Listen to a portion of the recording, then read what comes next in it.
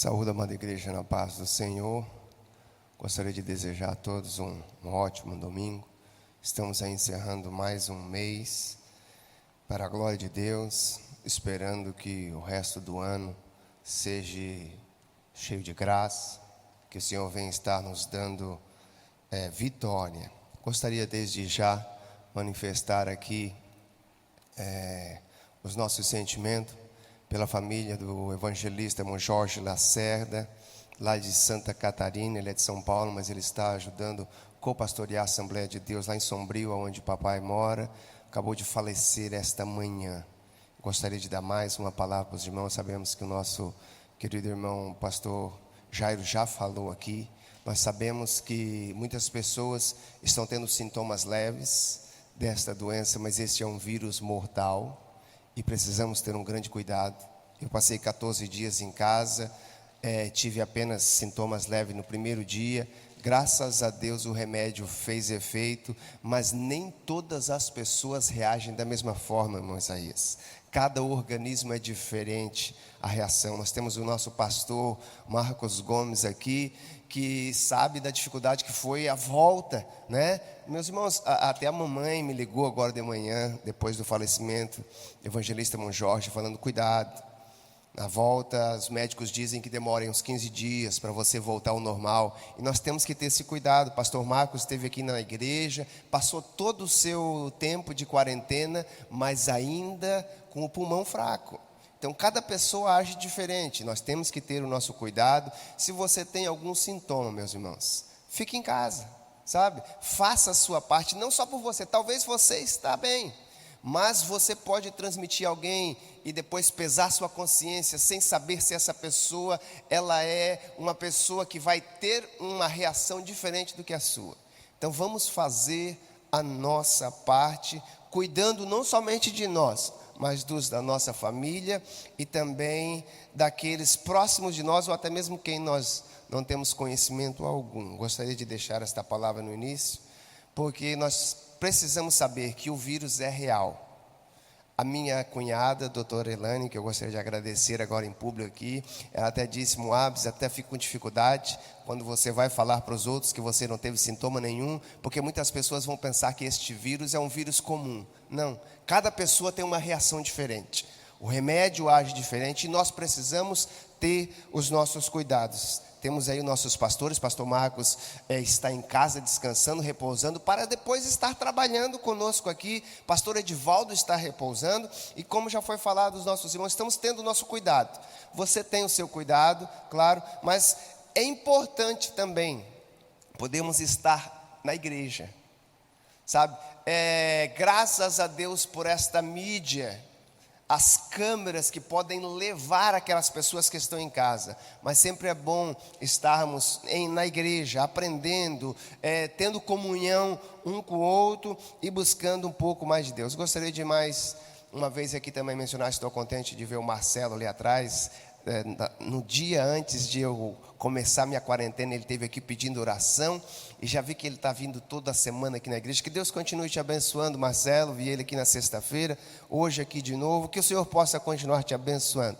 Fique firme, que o Senhor vai dar a vitória. Meus irmãos, como já foi falado, o nosso tema de hoje, nós vamos falar como era o mundo nos dias em que Jesus chegou aqui na terra, no seu primeiro advento, sabe?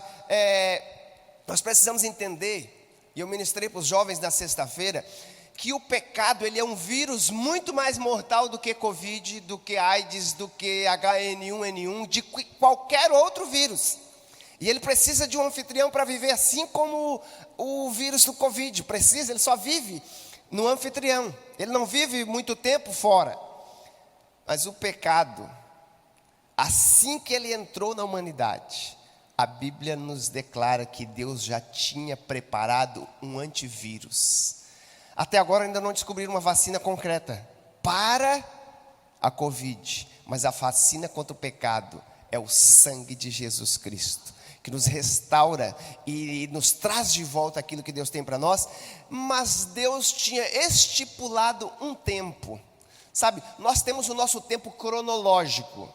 Para nós contamos horas e dias, mas a Bíblia diz que Deus está fora do tempo.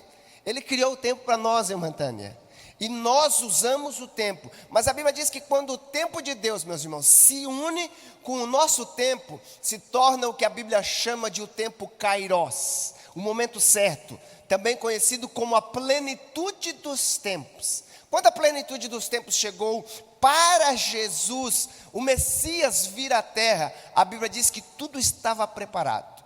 Muitas vezes, nós temos um tempo entre a promessa e o cumprimento dela. Às vezes até na nossa vida, o Deus esperando o momento da plenitude. Quando se completa todas as lacunas, Deus chega com a sua vitória. Da mesma coisa, Deus fez a promessa a Abraão, falou a Moisés, veio a Davi e veio prometendo. Nós vimos a semana passada o Antigo Testamento, o prometido de Israel, aquele que seria um rei perfeito, e Deus vem trabalhando na humanidade, trabalhando no seu povo de Israel, até chegar esse tempo. E aí o nosso textuário, que já foi lido aqui pelo pastor Jairo, é o quê? O povo que estava assentado em trevas viu uma grande luz, e aos que estavam assentados na região da sombra da morte, a luz raiou. Aquelas pessoas que estavam a caminho, que para eles talvez parecia ser um caminho bom, mas como diz o sábio Salomão, caminho de morte, sombra da morte, viram brilhar uma luz. E essa luz disse os anjos aos pastores lá em Belém: hoje nasceu o Salvador, que veio trazer paz entre os homens, alegria de volta na terra. Por quê? Porque o homem vai poder de volta ter aquela comunhão perdida lá no jardim. Por isso que Jesus é o nosso Messias amado, e nós vamos ver hoje como que este mundo estava preparado. Os objetivos da nossa aula, então, é o quê? Conhecer o engendramento político da Palestina, da época de Jesus, como que estava preparado, sabe? Deus, Ele sabe. A Bíblia diz no livro de Daniel, capítulo 2, que é Ele quem ordena reis e autoridades, muda o tempo e faz todas as coisas. Deus sabia quem seria o governo que estaria dominando o mundo da época para a chegada do seu filho. E também vamos ver, deixa eu voltar ali. Também vamos compreender os elementos culturais. Como estava a sociedade, a forma que o povo judeu estavam vivendo dentro do período do primeiro século antes de Cristo, do ano 3, 4 antes de Cristo, que foi quando Jesus nasceu, da nossa era romana, do calendário romano, e também saber quais foram as diversas perspectivas teológicas que surgiram. O povo, esperando a chegada do Messias, começavam a ter tudo que é tipo de pensamento com relação a ele e com relação ao povo de Deus. Assim como nos nossos dias.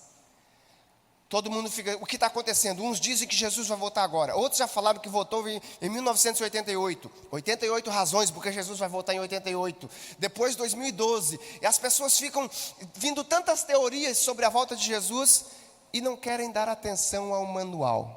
Deus tinha deixado as suas instruções de como seria a chegada do Messias, mas surgiram vários pensamentos dentro do próprio povo de Israel. Nós vamos ver isso.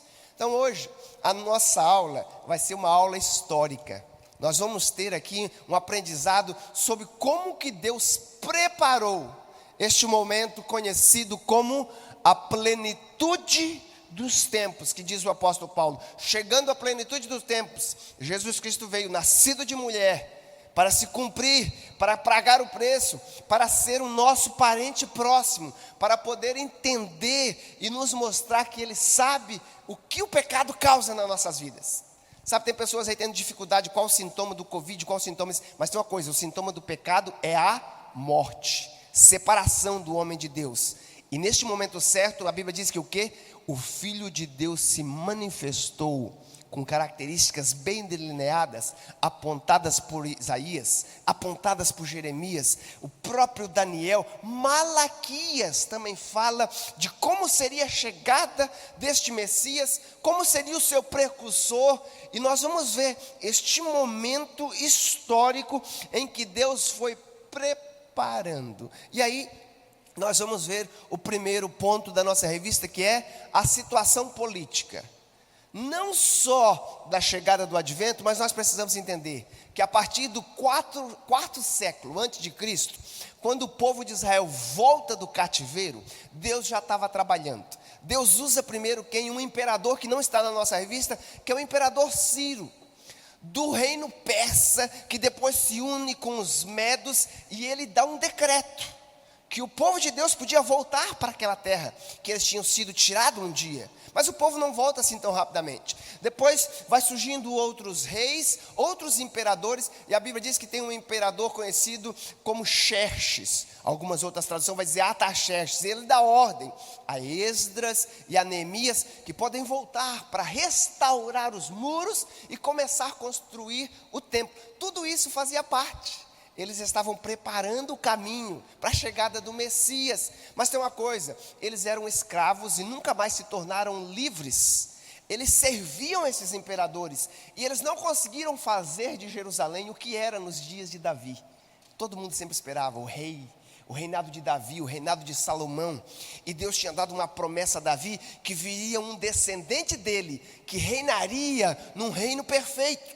E o povo ficava esperando e não chegava esse tempo, mas Deus estava preparando. O povo restaura o templo, mas segundo diz os historiadores, eles fizeram uma casinha tão simples, comparada com o templo de Moisés, e quer dizer com o templo de Salomão.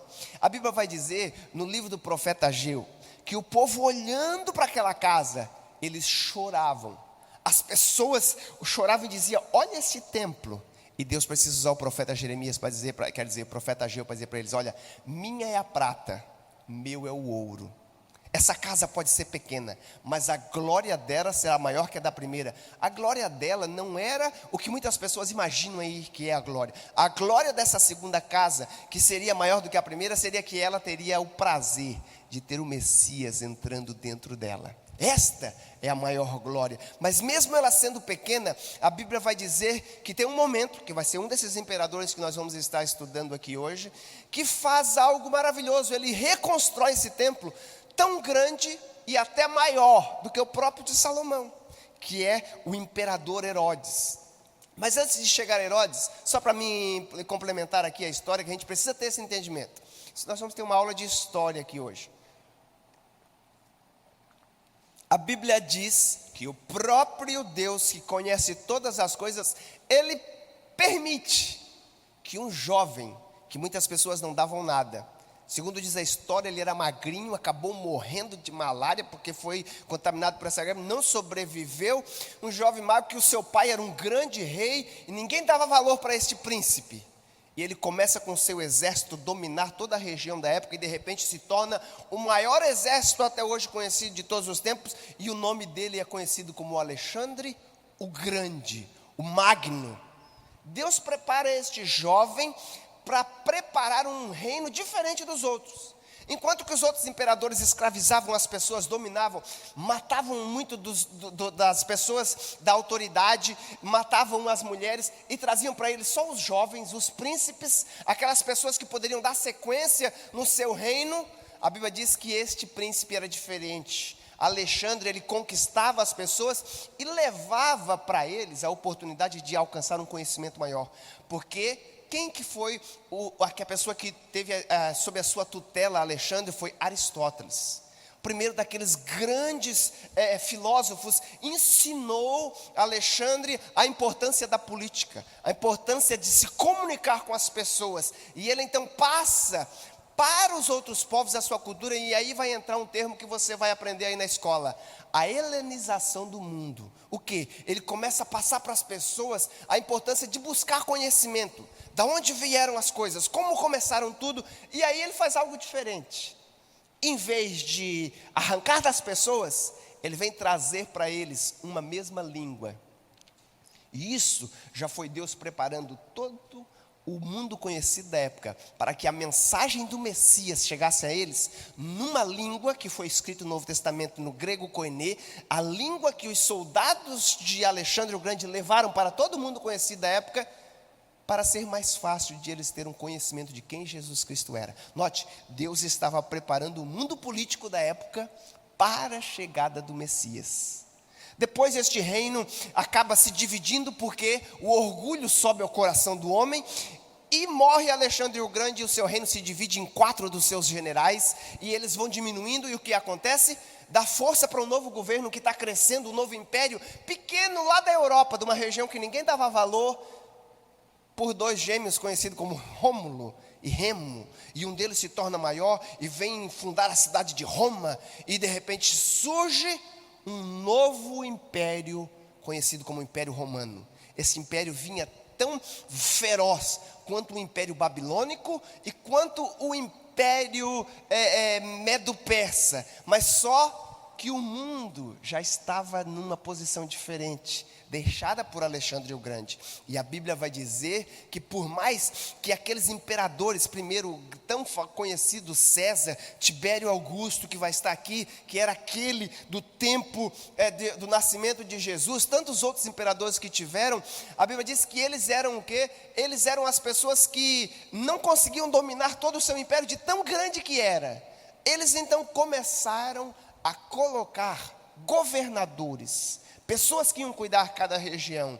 E estes imperadores, teve uns deles que eram mais brutos, outros eram menos, mas os irmãos conhecem, este Augustus é aquele imperador da época do nascimento de Jesus. Tibério, é aqui o texto que foi lido pelo pastor Jairo, no ano em que nasceu Jesus, quer dizer, no ano em que Jesus começa o seu ministério, Tibério era o imperador. E nós vamos ver durante o Novo Testamento, o começo da igreja, que os reis iam mudando os imperadores. Na época do apóstolo Paulo, da igreja primitiva, nós tínhamos lá Cláudio, Nero, que foi o imperador romano que culpou o apóstolo Paulo pelo espalhamento do cristianismo, e dizia que todo problema que tinha em Roma, em tantos outros lugares, eram os cristãos que estavam causando, e até mesmo veio causar lá o fogo que foi colocado em Roma, culpou os cristãos. Depois vieram descobrir que foi o próprio Nero que tinha mandado, mas este Nero foi responsável pela morte de Pedro, pela morte de Paulo, que foi aí morto por volta do ano 64, 65, diz a história, e depois foi surgindo outros, e cada vez eles iam se tornando piores. A maldade no coração do homem cresce. Veio Vespasiano e tantos outros. Esse foi o imperador da época da destruição de Jerusalém, do ano 70. Mas teve um que eu gostaria de mencionar, que está aqui só na listão do professor, que foi Domiciano. Segundo a história, esse foi o maior perseguidor dos cristãos. Ele reinou aí por volta do ano 80 até o ano 100, próximo. Ele foi o responsável por João ser colocado na ilha de Patmos. Ele odiava tanto João, e a maneira como João ministrava, que João era essa pessoa caridosa, essa pessoa que amava as pessoas. E aí a história vai dizer que ele manda colocar João dentro de um tanque de óleo quente. João sobrevive, e ele diz: nada mata este homem, manda envenená-lo. E ele não morre com veneno. Até hoje, se você for pesquisar na história, o símbolo de João, o apóstolo, é um cálice saindo uma serpente. Não sabia que um dos símbolos da medicina é uma serpente enrolada em uma cruz, apontando lá para Moisés no deserto e o povo? Este símbolo é considerado como símbolo do apóstolo João, porque ele foi envenenado, bebeu este veneno e não morreu. E este imperador Domiciano disse: nada mata esse homem. Sabe o que nós vamos fazer? Vamos colocá-lo lá na ilha de Patmos, para ele passar o resto da sua vida lá, achando que ia impedir ele de cumprir o seu ministério. E o que Deus faz? Nós vamos estudar isso um pouco mais à frente, quando a gente vai ver o final do ministério de Jesus, a sua segunda volta. Mas a Bíblia diz que quando o mundo fechou para João, o céu se abriu. E Deus disse: João, escreve as coisas que ainda hão de acontecer, para que as pessoas fiquem preparadas. Deus é tão maravilhoso. Este é o mesmo Jesus que nós estamos estudando aqui. O mundo ia chegar. Depois ele se apresenta a João, que foi colocado por esse imperador Domiciano lá. E a Bíblia diz que ele se revela de uma maneira totalmente diferente. Diz: sou eu, João, estive morto, mas vivo. Agora tenho a chave do inferno, da morte comigo, e estou pronto para reinar, muito mais do que esses imperadores. Ele veio se apresentar como o Rei dos Reis e o Senhor dos Senhores. Mas primeiramente, ele chegou a este mundo onde estava preparado. Tinha esses imperadores maus, esses homens, e aí o que acontece? Eles não conseguiam governar tudo, então eles colocavam governadores em certas regiões. E na região da Galileia, tinha aí alguns homens, descendentes de um primeiro deles, conhecido como Herodes o Grande, que depois teve uma dinastia de seus filhos e tantos outros. Ele foi aí quem governava esta região da Palestina de o quê? Do ano 37 a.C. até o ano 100 depois de Cristo, sabe? Teve aí o seu filho Arquelau. Primeiro, este o grande foi aquele que deu a ordem para a morte dos meninos na época de Jesus, porque chegaram os magos e ele achava que ele era o rei, governador daquela região, e os magos chegaram: aonde está o menino, o rei que nasceu, que nós queremos adorar? E ele, com medo, e manda chamar então o povo de Israel, os sábios, e da onde vem, da onde está registrado? E eles chegaram ao conhecimento das Escrituras, que em Belém de Judá nasceria o Cristo, o Messias. Eles dão direção, eles vão para adorar, e diz: olha, depois você me fale onde ele está, que eu quero lá adorá-lo. Mas a Bíblia registra no livro de Lucas, que ele falou isso para querer depois saber o local onde estava o menino, para o matar. Não voltando, porque o anjo de Deus avisa os magos: pelo mesmo caminho não voltareis. Então Herodes manda matar todos os meninos de 2 anos para baixo, para que não se perdesse nenhum. Mas Deus, avisando José e Maria em sonho, em visão, manda eles fugirem para o Egito. É assim que Deus cuida. Deus estava preparando a chegada do seu Messias. E depois então se levantam os seus filhos, Arquelau, Filipe, Antipas, aqueles que foi lido aqui pelo pastor Jairo, e todos esses eram homens maus, sabe? Filipe, ele governava Cesareia, que chegou a ficar conhecida como Cesareia de Filipe. Na época que Jesus estava com seus discípulos, ele passou por aquela região. Mas a região onde Jesus cresceu, cuidava daquela região da Galileia, Herodes Antipas. Este Herodes é aquele que, quando Jesus Cristo estava sendo julgado por Pilatos, que não achando culpa em Jesus, ele disse: da onde tu és? Ele disse: eu sou de Nazaré, da Galileia. Ele disse: olha, está aqui em Jerusalém aquele que é responsável pela sua região. Mandou Jesus para Herodes. Herodes zombou de Jesus, brincou com ele, mas não achou nele culpa nenhuma. E acaba então enviando de volta a Pilatos. E o que acontece? Pilatos, ele era um dos procuradores. Sabe, a região da capital, que era Jerusalém, desta região dos judeus, os herodianos, os descendentes dos filhos de Herodes, e aqueles que amavam o reinado de Herodes, eles não gostavam do povo de Israel, do povo judeu. Eles tinham dificuldade de tratar com eles. Então, o que acontece? Eles enviaram procuradores, pessoas políticas, que sabiam conversar, que sabiam tratar com o povo, e um deles era Pôncio Pilatos. Pilatos, ele foi responsável por governar a região da Judéia, a região ali próxima da capital de Jerusalém. E nós vamos ter aqui na nossa revista, e vocês vão ver muitos outros que faziam essa parte de procuradores da época de Paulo. Quando Paulo vai preso, ele é levado a Festo, ele é levado na frente de Felício e tantos outros homens que eram representantes dos imperadores. Todos estes homens eram preparados, ou até mesmo, como diz o apóstolo Paulo mais tarde, toda a autoridade é colocada na sua posição por permissão de Deus. Deus permitiu que todos estes passaram, porque era o preparamento, ou quero dizer, a preparação para a chegada do Filho de Deus. Mas dentro do povo de Israel, que viviam como escravos de Roma, mas ainda tinham algumas liberdades, eles tinham outras autoridades que cuidavam dos seus problemas internos, conhecido como o Sinédrio, o lugar onde se assentavam para julgar, digamos assim, a corte superior do povo de Israel, o legislativo, o judiciário e o executivo deles. Lá estavam homens que tinham que ser de 30 anos para cima, não muito diferente de hoje. Para se candidatar a presidente, você precisa ter uma certa idade, deveria ser casado, e deveria ser doutor nas leis judaicas, porque eles estariam cuidando dos problemas da nação e do povo de Israel. Claro, eles não podiam dar a ofensa capital, o que é pena de morte, não podia. Pena de morte era só para o governo de Roma. Por isso que eles não puderam dar a pena de morte de Jesus. Levaram para Pilatos. Por quê? Qual que era a pena de morte do povo do judeu? A pena de morte para eles era apedrejamento. Mas já estava profetizado que Jesus seria pendurado no madeiro. E qual era a pena capital do povo romano? O povo romano crucificava os seus malfeitores.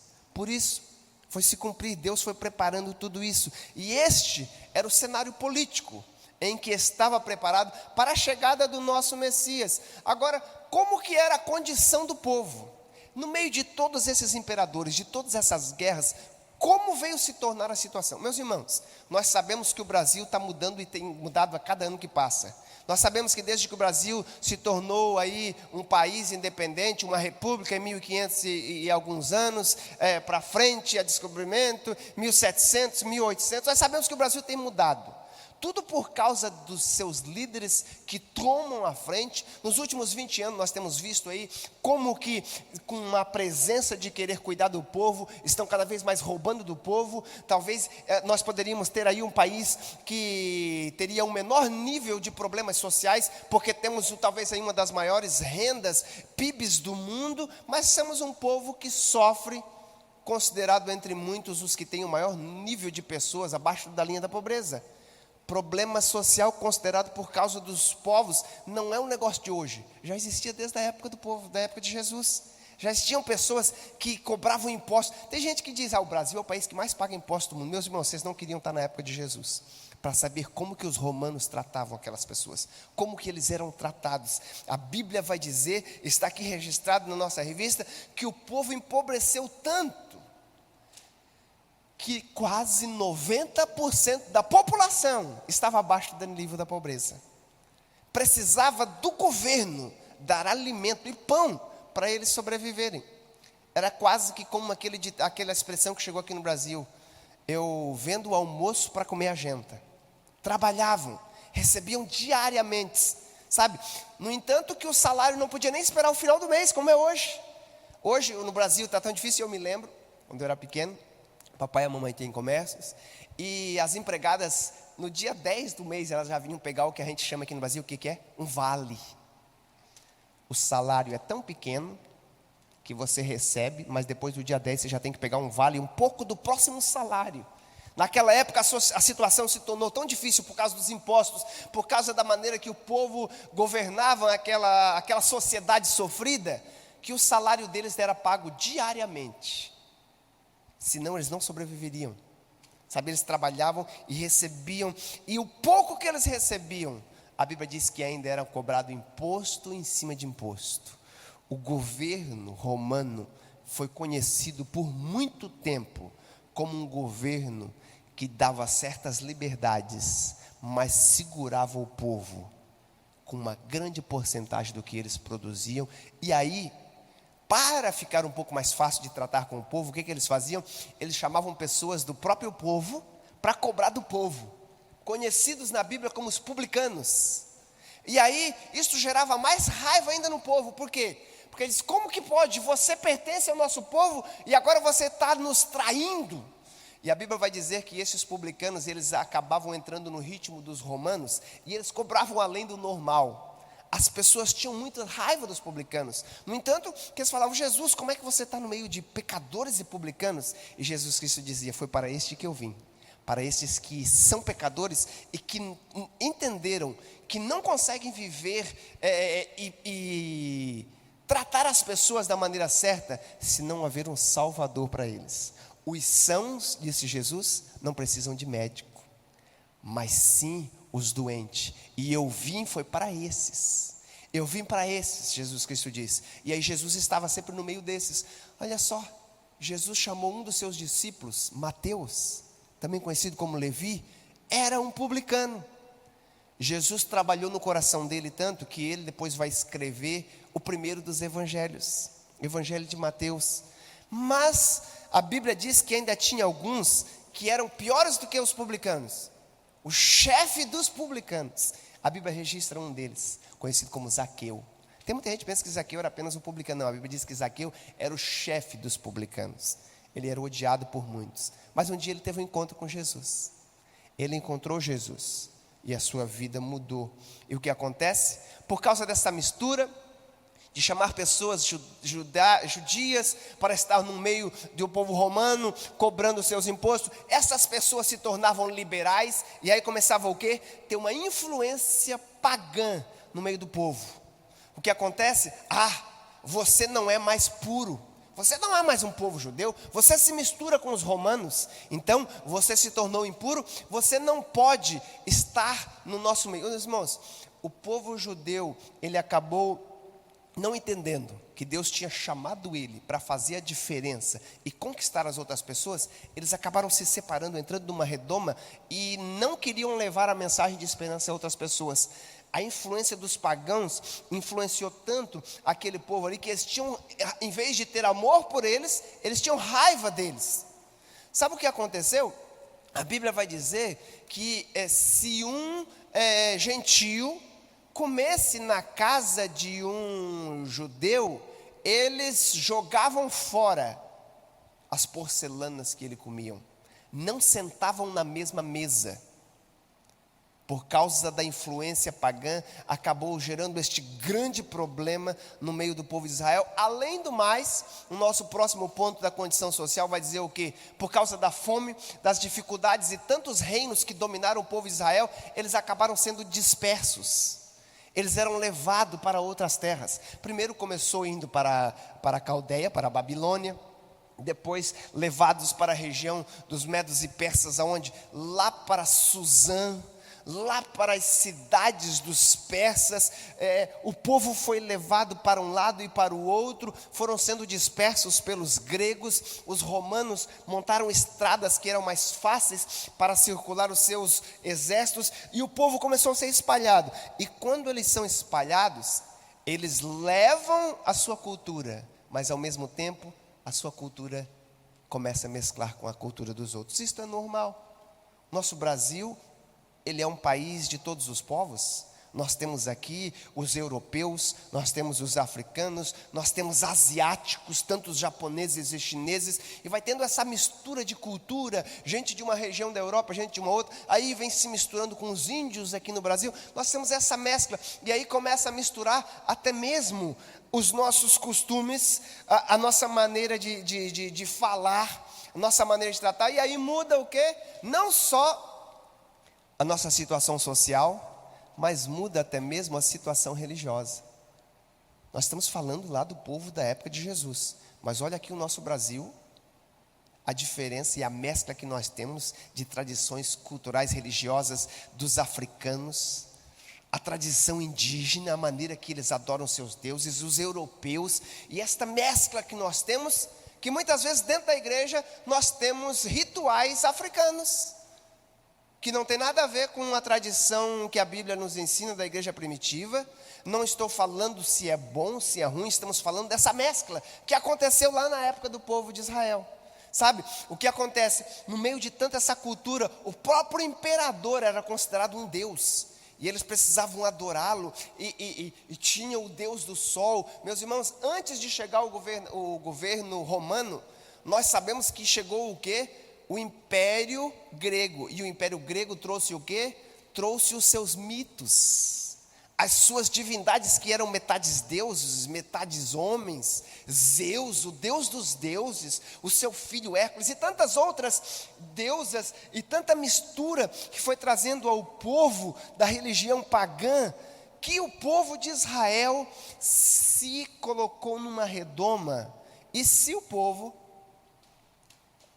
já tinha, na época dos profetas e na época de Salomão, um carinho especial pelo seu templo, eles começaram a fazer deste templo um talismã.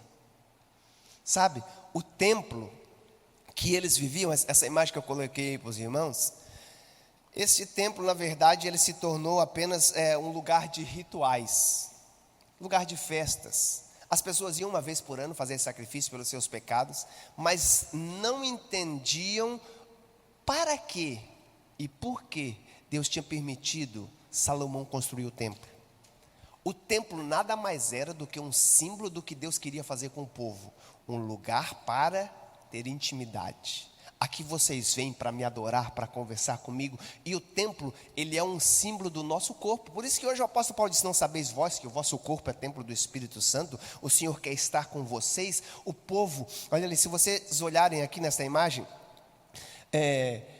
o templo de Salomão era só isso daqui. Este templo foi reconstruído por Herodes para ganhar a atenção do povo e o povo gostar dele. Ele aumentou o templo.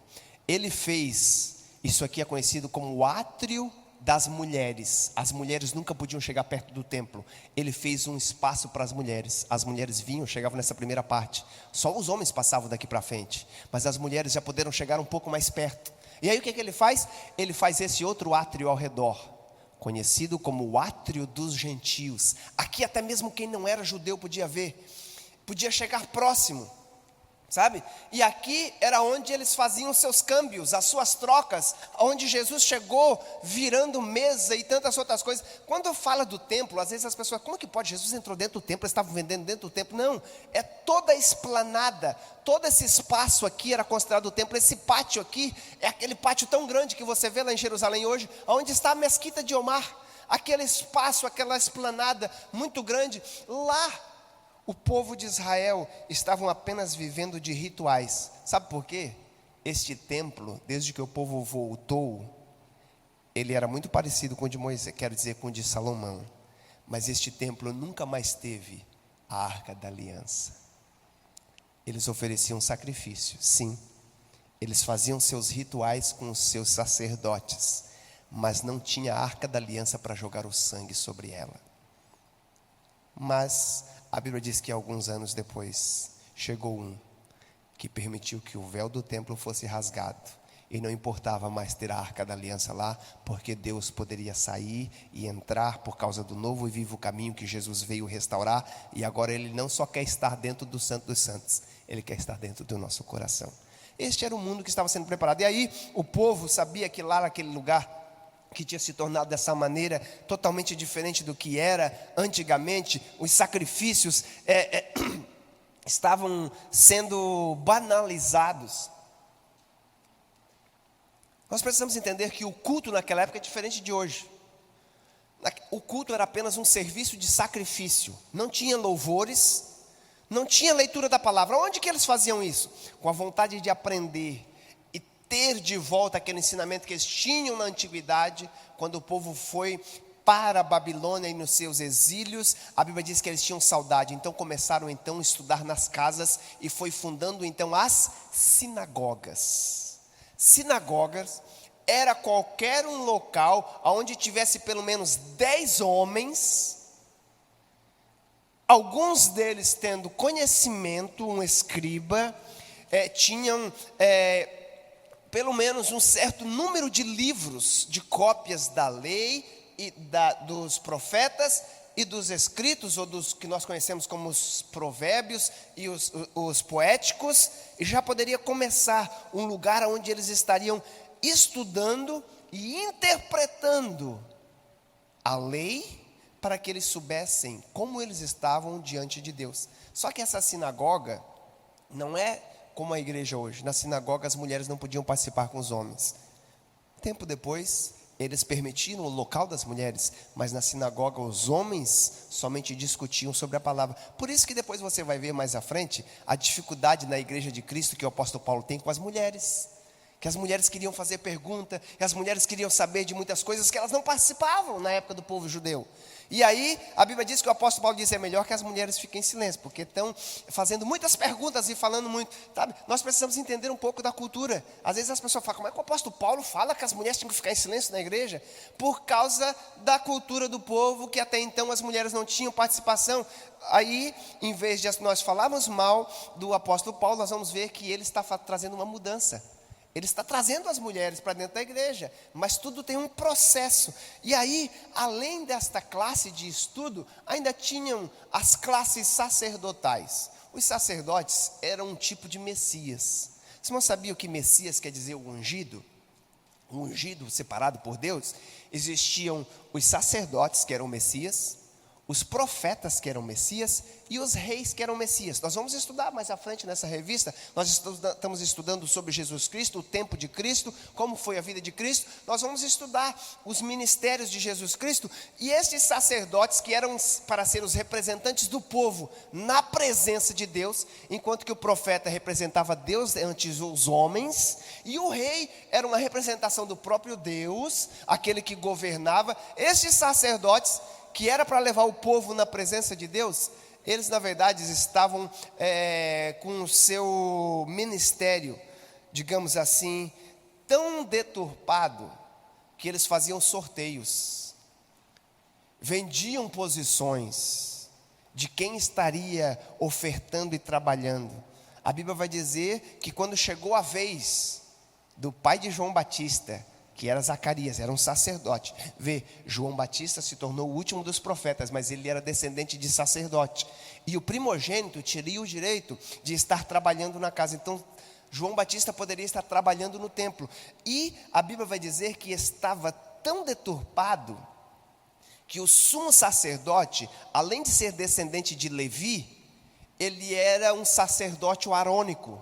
O que? Era só dos descendentes da família de Arão, que também era um levita, mas só o primogênito da família seria o próximo sacerdote. Mas quem estava escolhendo os sacerdotes naquela época, nem era o que tinha sido decretado por Deus na lei, era até mesmo as autoridades romanas. Para os irmãos terem uma ideia, na época de Jesus tinha 2 sacerdotes, sumos sacerdotes, Anás e Caifás. Anás quando Jesus nasceu, mas na época que Jesus tinha o seu ministério, Caifás era o sumo sacerdote. Mas quando Jesus foi condenado, para quem que eles levaram Jesus primeiro? Para a casa de Anás. Anás não era mais o sumo sacerdote, mas ele era aquele que era reconhecido por Roma, e as pessoas queriam ver a opinião dele. Sabe, era assim que estava a sociedade naquele tempo. E aí, mais próximo do povo, estavam os escribas. Os escribas eram aqueles que tinham contato com a lei de Deus. Os escribas eram os escrivãos, os copistas. Então, os irmãos sabem, não é muito diferente hoje em dia. Todos nós fomos chamados para aprender, para estudar e para sermos um discípulo de Jesus e falar daquilo que Deus tem feito por nós. Todos nós temos responsabilidade, deveríamos ler a Bíblia todo dia. Mas muita gente liga para o presbítero, para o diácono, para o evangelista e acha que eles estão numa posição mais excelente, porque são os escribas de hoje, aqueles que estudam. Naquela época não era diferente, mas só que os escribas, o trabalho deles era fazer cópias, para que o povo tivesse mais Bíblias, digamos assim, mais livros, porque eram copiados livros do Antigo Testamento, um por um, e eles tinham todo esse cuidado. Mas o que acontece, os escribas, além de copiar e ter conhecimento, eles começaram a escrever novas leis, eles começavam a dar interpretação segundo o que eles pensavam, e isso começou a influenciar o povo, de uma maneira que a Bíblia vai dizer que foi surgindo no meio deles o quê? Até mesmo doutores da lei, mestres da lei. Note que Jesus estava sempre no meio desses, os escribas, porque eles tinham conhecimento da lei, e eles chegavam e perguntavam para Jesus: és tu aquele que estava prometido, ou temos que esperar outro? Eles conheciam, eles falavam: na lei de Deus, Moisés falou isso, mas tu, o que tu dizes? Eles queriam saber o que Jesus Cristo falava, eles queriam colocar Jesus Cristo à prova. Por quê?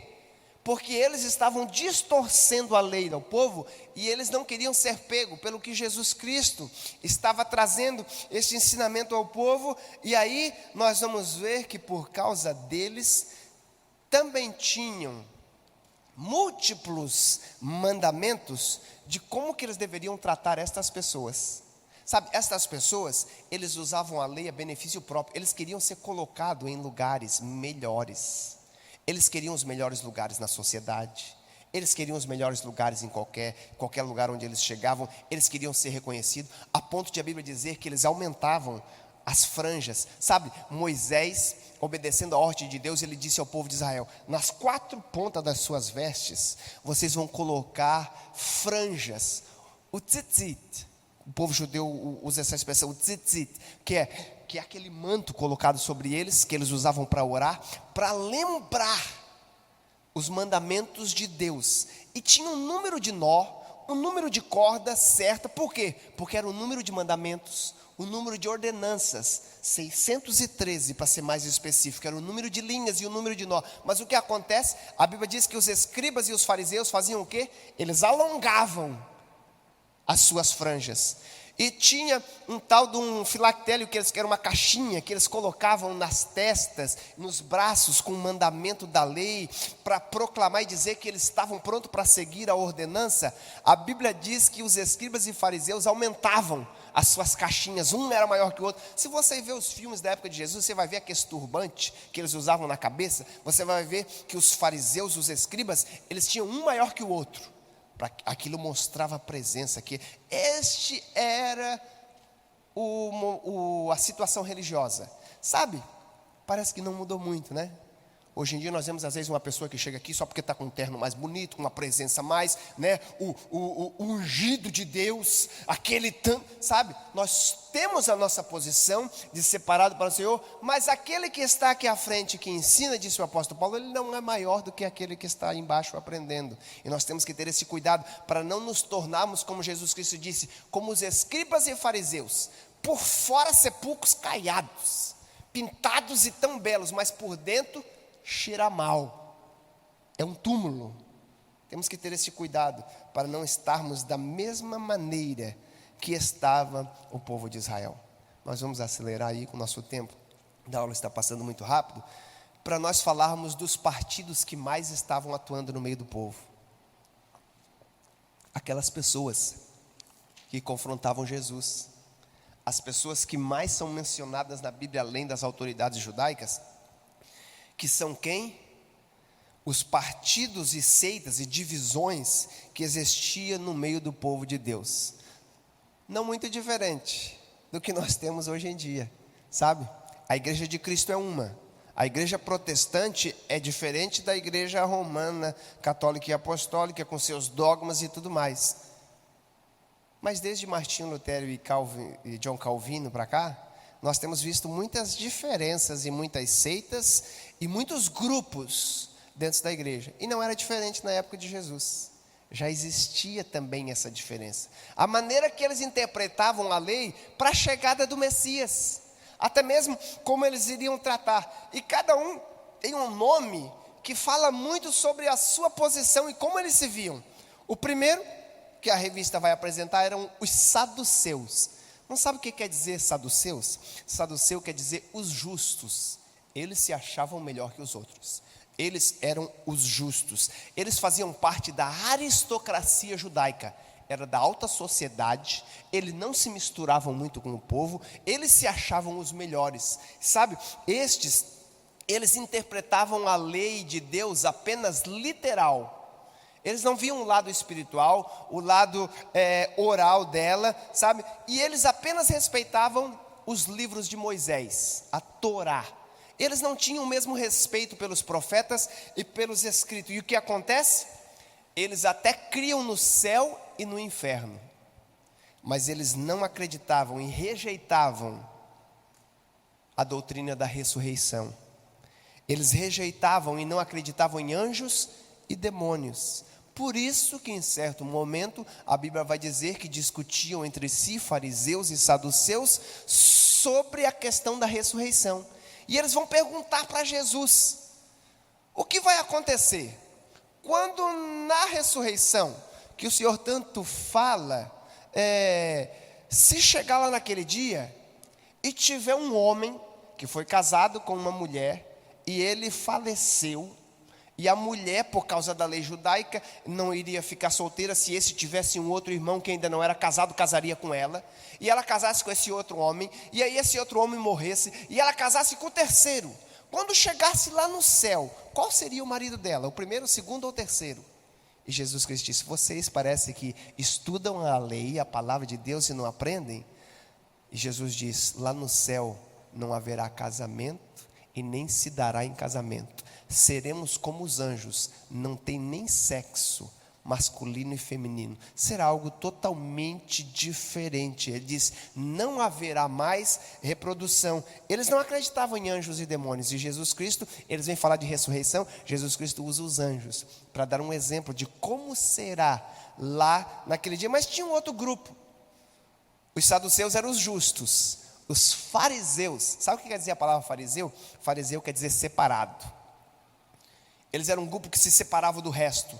Eles também se consideravam os nacionalistas. Eles não só se separavam entre si no meio do povo de Deus, eles criam assim, o povo judeu não pode se misturar. Não podemos ter mistura com os samaritanos, com os romanos, com os outros povos, palestinos, ninguém. Nós somos o povo escolhido de Deus.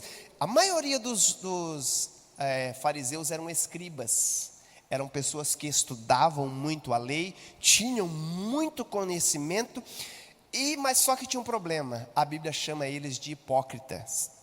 Eles tinham todo o conhecimento, falavam para os outros, mas não viviam.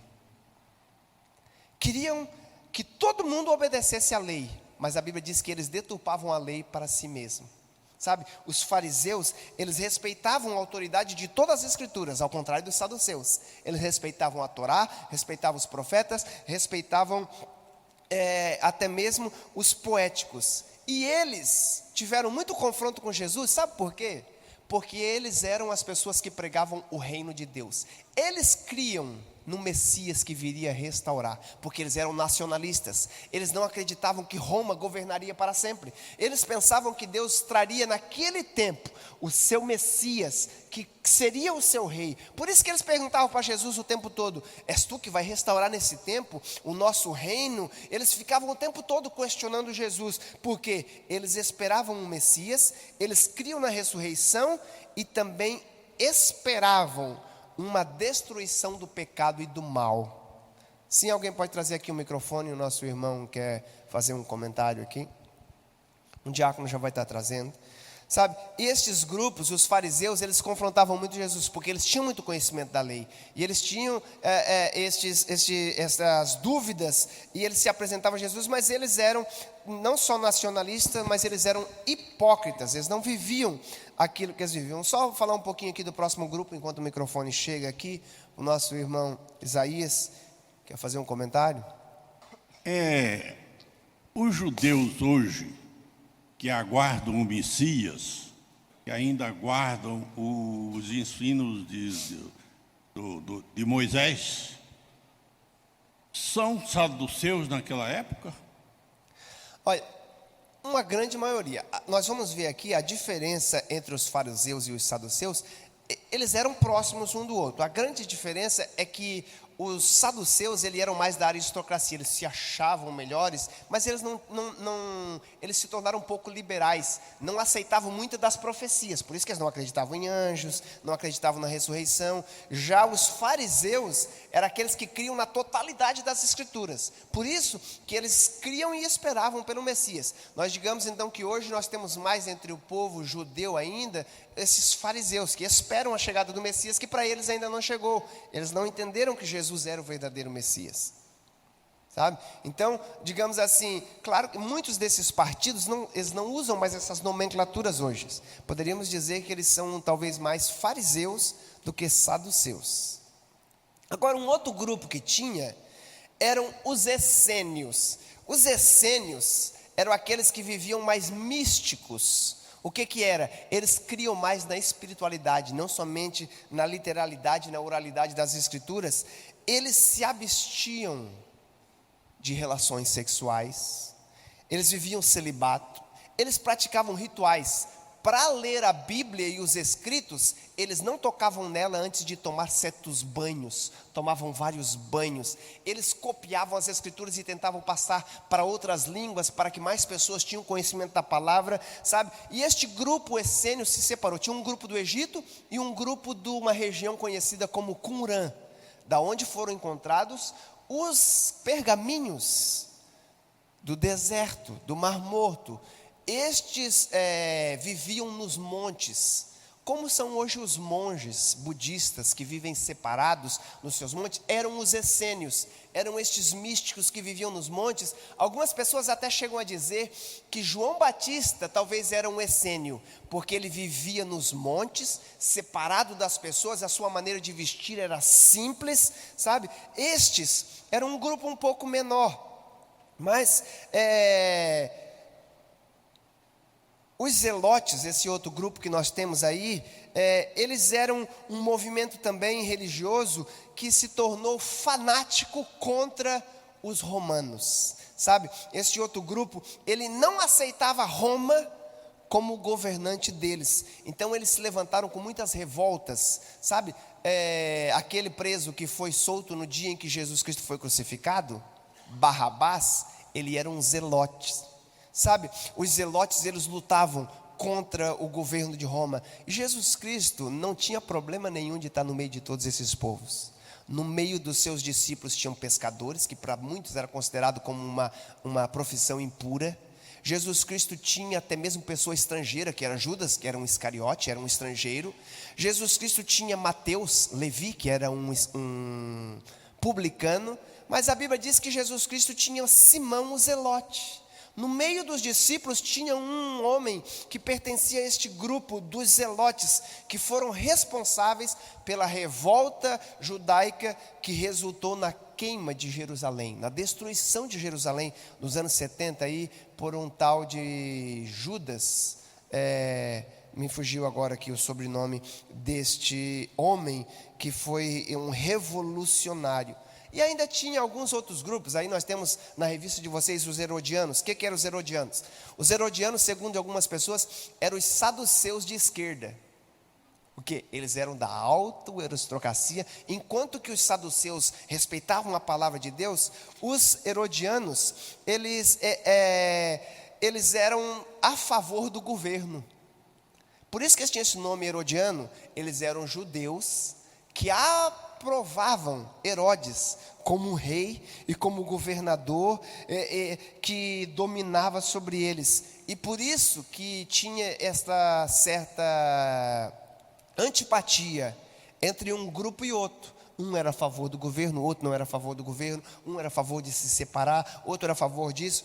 E nós tínhamos muitos outros grupos religiosos. Nós podemos mencionar aqui os saduceus, sem contar os samaritanos, que estavam sempre no meio do povo judeu. E a Bíblia diz que até mesmo Jesus teve um encontro com a mulher samaritana, e ela falou: vocês, os judeus, adoram desse jeito, mas nós adoramos dessa outra maneira. Qual é o certo, qual é o errado? Nós vamos ver que a situação religiosa em que Jesus se apresentou, ela estava um caos. Mas Jesus Cristo não tinha dificuldade de lidar com todos. Por que nós estamos tendo tanta dificuldade hoje em dia no Facebook, no Instagram, na televisão? Quando alguém fala alguma coisa, nós já estamos prontos para revidar. Quando Jesus Cristo disse que nós devemos tratá-los com amor. A maneira como nós tratamos é que vai dizer se a mensagem vai ser recebida ou não. Jesus nos chamou para ser luz e sal da terra, mas muitas vezes nós não estamos agindo como representantes que Deus tem. Por isso que Jesus Cristo veio fazer esta mudança. O mundo não mudou muito de lá para cá. Continua esse mesmo problema político, o mesmo problema social. Sabe o que aconteceu com o resultado de tudo isso que aconteceu, o problema político e religioso? Aconteceu que teve alguns outros facilitadores para a chegada do Messias. Aconteceu algo não muito diferente do que acontece hoje em dia. O que? Este império mundial e global, ele prometia o que era conhecido como a Pax Romana. O que é a Pax Romana? Os romanos não fazem mais guerras como os outros antigos faziam. Os gregos, os babilônicos e tudo mais. E eles vêm apresentar uma paz, uma falsa paz. Parecia paz porque não tinha guerra, mas eles dominavam as pessoas pelos impostos, pelo medo. E Jesus Cristo vem dizer: eu ofereço uma paz diferente daquela que os homens querem oferecer para vocês. A minha paz é diferente da maneira que o mundo vem trazer para vocês.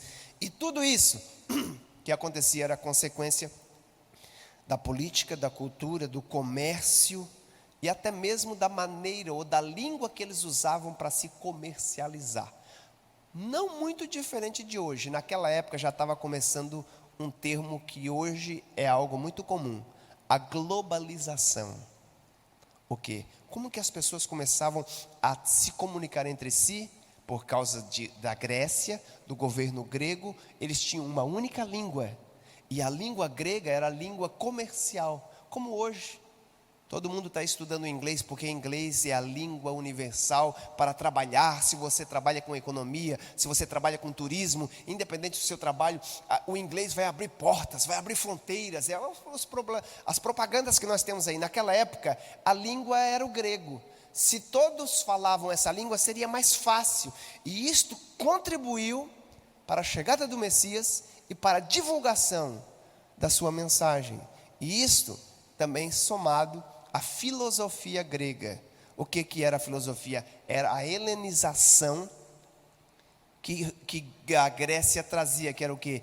Eles não queriam mudar você da sua maneira de ser, mas queriam tentar abrir a sua mente para que existiam outros conhecimentos, além desses que vocês conhecem. E foi dentro desta filosofia que se tornou mais fácil para as pessoas darem atenção à mensagem de Jesus.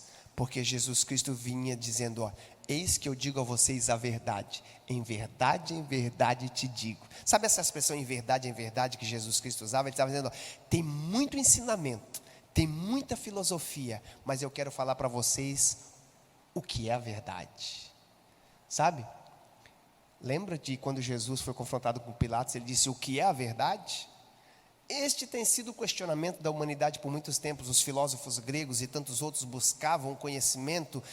Sócrates falava, conheça-te a ti mesmo. E o outro filósofo vem com outro pensamento, que precisa buscar isso, precisa buscar aquilo. E eles estavam se aprofundando no mundo da ideia e no mundo do conhecimento. E João vem apresentar Jesus no seu evangelho e diz, no princípio era o verbo, o Logos, e o Logos estava com Deus, e ele se fez carne, habitou entre nós, e vimos ele, a glória do unigênito. Olha o que ele vai falar no versículo 14, verdade e justiça estavam com ele, verdade e misericórdia. Ele diz, Moisés, ele nos deu a lei, mas Jesus, como a verdade, veio estar no nosso meio, se apresentar entre as pessoas. E aí João diz, aqueles que o aceitaram têm o direito de serem feitos filhos de Deus. Este era o tempo em que as pessoas estavam vivendo, e veio ser o momento certo do cumprimento das profecias, aliado a todos esses acontecimentos, para que Deus apresentasse o seu libertador. As pessoas olhavam e perguntavam, aonde está? Como nós vamos alcançar a salvação? E aí se cumpre o nosso texto áureo, que Mateus escreveu, mas que na verdade é uma profecia de Isaías. Aqueles que estavam a caminho das trevas, viram brilhar uma luz. E esta luz é aquela que um dia, no último dia da festa, lá em Jerusalém, se levanta e diz, eu sou a luz do mundo. Quem me segue não andará em trevas, mas vai encontrar o caminho de volta ao Pai, o caminho da salvação. É maravilhoso nós estarmos estudando estas palavras. Esta revista, nós estamos ainda apenas na lição número 3. Nós vamos ter 13 lições. Se você está em casa e gostaria de estar estudando conosco e gostaria de adquirir a revista, pode vir aqui durante a semana na igreja, ou todo domingo nós temos aqui mais lições para estar você adquirindo. A partir da semana que vem nós vamos estar estudando sobre a encarnação. Como que Jesus Cristo nasceu naquele menino, um Deus que sempre existiu, mas que agora veio existir. Vamos estudar a sua divindade, vamos estudar o seu ministério, vamos estudar os seus ensinos, vamos estudar a sua promessa de ir preparar um lugar para um dia voltar a estar conosco. Nós vamos estudar muito sobre Jesus. Esta revista, nós estamos estudando as dimensões do ministério de Cristo. É um verdadeiro ato teológico, uma teologia sistemática dentro do tema Cristologia. Nós vamos estudar muitas coisas sobre Jesus, aquele que nos veio apontar o caminho verdadeiro de volta ao Pai.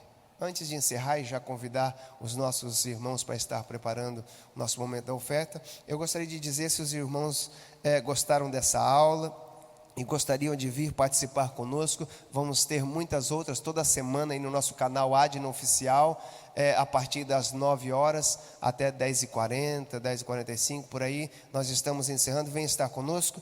Também tenho ali o meu canal, onde eu posto alguns vídeos pequenos de mensagens, aulas da IBD, Joelson Moabes, hashtag Graça Redentora no YouTube. Você pode pesquisar lá, estar nos acompanhando, compartilhando alguns vídeos e estarmos levando esta mensagem o mais longe possível.